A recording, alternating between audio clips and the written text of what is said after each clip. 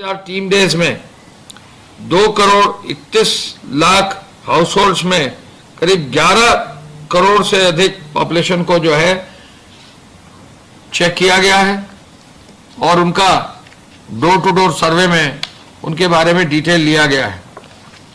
मैं आज ये भी बताना चाहूंगा कि माननीय मुख्यमंत्री जी द्वारा जो कल बैठक ली गई, तो आज जो बैठक ली गई उन्होंने यह कहा है कि कॉन्ट्रैक्ट ट्रेसिंग को पूरी सक्रियता से संचालित किया जाए, इसको प्रभावी ढंग से आगे लागू किया जाए।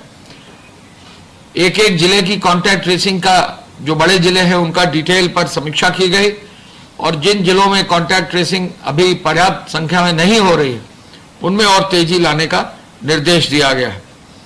ड्रग कंट्रोलर को निर्देशित किया गया है कि सभी अस्पतालों में और चिकित्सालयों में दवाएं पर्याप्त मात्रा में उपलब्ध रहे, इन औषधियों के बैकअप की व्यवस्था भी सुनिश्चित हो और कहीं भी दवाओं की जमाखोरी की स्थिति न पैदा हो, यह भी देखने के लिए कहा गया है और यदि कहीं ऐसा होता है तो दोषियों के विरुद्ध सख्त कार्रवाई की जाए। मुख्यमंत्री जी ने ऑक्सीजन प्लांट्स जो प्रदेश के हैं उनकी समीक्षा करते हुए यह निर्देशित किया है कि सभी ऑक्सीजन प्लांट्स जो भी प्रदेश में हैं वो हमारे हॉस्पिटल्स को, हमारे चिकित्सा संस्थानों को पर्याप्त और प्रचुर मात्रा में ऑक्सीजन की उपलब्धता सुनिश्चित करें। हर अस्पताल में 48 घंटे की ऑक्सीजन होनी चाहिए, इस मानक को पूरा किया जा रहा है और इसको आगे भी और अधिक ऑक्सीजन का क्रय करके इसको बेहतर किया जाएगा। कतिपय जगहों से ऑक्सीजन की अधिक दाम की शिकायत आई है, उस पर भी सख्त कार्रवाई करने का निर्देश दिया गया है।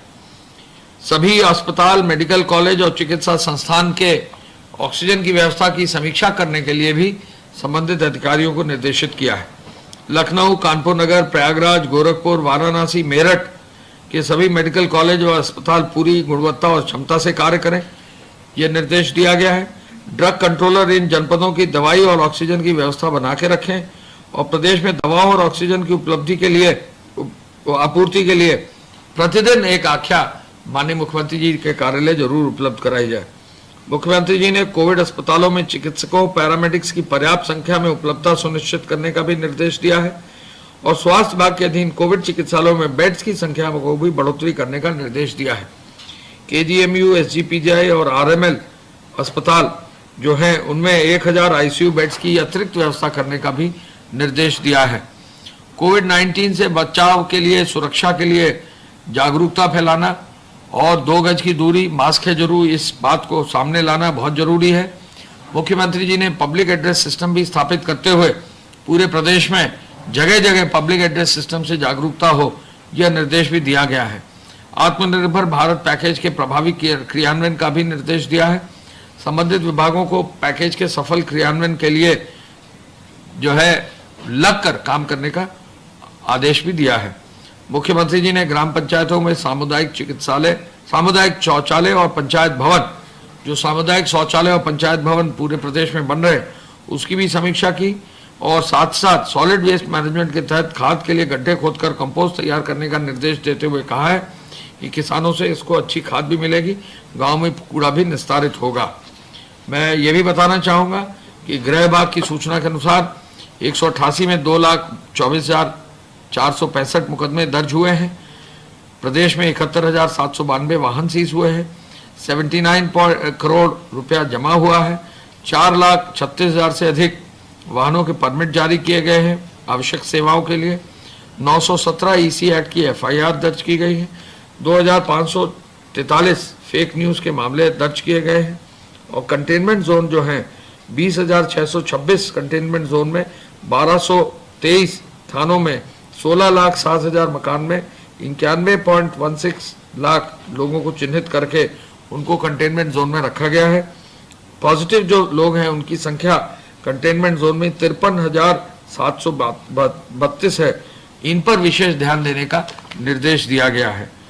इसके अलावा हम ये भी आपको बताना चाहेंगे कि जो भी डोर स्टेप डिलीवरी है इसको बहुत मजबूती से कार्य किया जा रहा है और जो बस्तियां हैं उनमें 16,83,000 से अधिक जो है लोगों को जो है राशन कार्ड बना के राहत दी गई है।